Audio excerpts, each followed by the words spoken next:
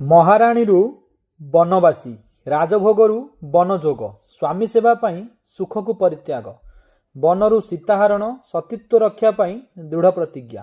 ମହାବଳଶାଳୀ ରାବଣର ଗର୍ବକୁ ଖର୍ବ କରିବା ସହିତ ସବଂଶ ନାଶ କରି ଲଙ୍କାରେ ଧର୍ମର ଧ୍ୱଜା ଉଡ଼ାଇଲେ।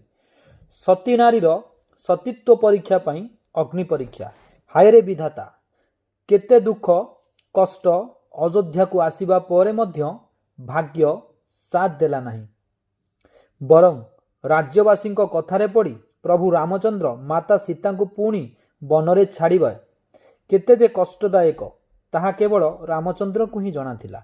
ବନରେ ଲବକୁଶଙ୍କର ଜନ୍ମ, ଦୁଇ ବାଳକଙ୍କୁ ଉପଯୁକ୍ତ ଶିକ୍ଷା, ଜ୍ଞାନ, ମାର୍ଗଦର୍ଶନ ଦେବାରେ ନିଜର ଦାୟିତ୍ୱ ପାଳନ କରିବା। ପୁଣି ଲବକୁଶ ରାମଙ୍କ ସହିତ ଯୁଦ୍ଧ, ବିଧାତାର କି ଖେଳ!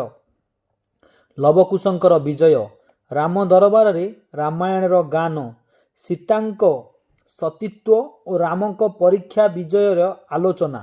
ପୁଣି ରାମ ସୀତାଙ୍କୁ ଗ୍ରହଣ କରିବା ପାଇଁ ଆଉ ଏକ ପରୀକ୍ଷା। ସବୁଦିନ ପାଇଁ ରାମ ସୀତାଙ୍କୁ ହରାଇଥିଲେ। ମାତା ବସୁଧାଙ୍କ ଗର୍ଭକୁ ସୀତା ଗମନ କରିଥିଲେ। ରାମାୟଣ ଏକ କାବ୍ୟ ନୁହେଁ, ବରଂ ରାମାୟଣ ସୀତାଙ୍କ ଦ୍ୱାରା ନାରୀମାନଙ୍କର ଧୈର୍ଯ୍ୟ, କର୍ତ୍ତବ୍ୟ, ସତୀତ୍ୱ, ସ୍ୱାମୀଙ୍କର ଅନୁମତି ପାଳନ ବିଷୟରେ ଉଚିତ ଶିକ୍ଷା ପ୍ରଦାନ କରିଥାଏ। ହେ ମାତା ସୀତା, ତୁମେ ଅଜୟ ଅମର ନାରୀ ପାଇଁ ସଦା ସର୍ବଦା ପ୍ରେରଣାର ଉତ୍ସ। ଗୋଟିଏ କଥା କହିବି, ସେଦିନର ସୀତା ଏବଂ ଆଜିର ନାରୀଙ୍କ ମଧ୍ୟରେ ଆକାଶ ଏବଂ ପାତାଳର ଫରକ।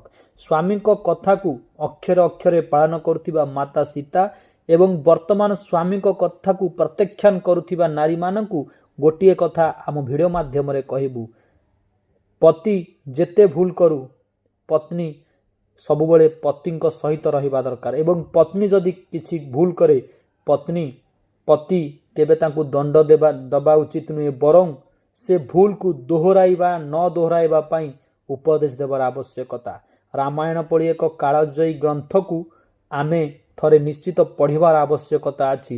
ନାରୀର ପ୍ରକୃତ କର୍ମ, ଧର୍ମ, କର୍ତ୍ତବ୍ୟ ଏବଂ ପତି ସେବା କେବଳ ମାତା ସୀତାଙ୍କ ଠାରୁ ହିଁ ଆମେମାନେ ପାଇବା।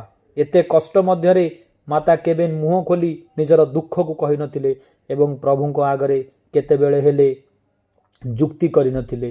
ମାତା ସୀତା ସଦାସର୍ବଦା ସମସ୍ତ ନାରୀଙ୍କ ପାଇଁ ପ୍ରେରଣାର ଉତ୍ସ। ଯେଉଁମାନେ ଚ୍ୟାନେଲକୁ ପ୍ରଥମ ଥର ଆସିଛନ୍ତି ଚ୍ୟାନେଲକୁ ସବସ୍କ୍ରାଇବ୍ କରିବେ ଏବଂ ଲାଇକ୍ କମେଣ୍ଟ କରିବେ। ବନ୍ଦେ ଉତ୍କଳ ଜନନୀ। ଜୟ ସୀତାରାମ।